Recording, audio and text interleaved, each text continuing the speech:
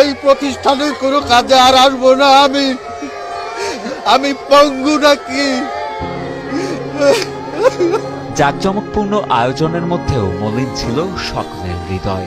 তাই তো বিদায়ের শেষ মুহূর্তে অশ্রুসিক্ত হয়েছেন শিক্ষক, শিক্ষার্থী সহ স্থানীয় অনেক এলাকাবাসী। আবেগে আপ্লুত হয়েছেন প্রধান শিক্ষক শাহিনুর রহমানও। আজকে আমি যখন এখান থেকে বিদায় নিচ্ছি, তখন আমার মনে হচ্ছে যে আমি কি পৃথিবীর থেকেই বিদায় নিচ্ছি?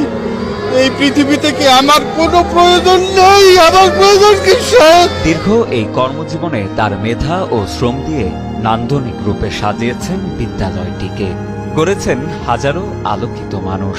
তার এই বিদায় বেলায় ব্যথিত তারাও। এমনই একজন শিক্ষক ছিলেন, সেটা আসলে বলে শেষ করা যায় না।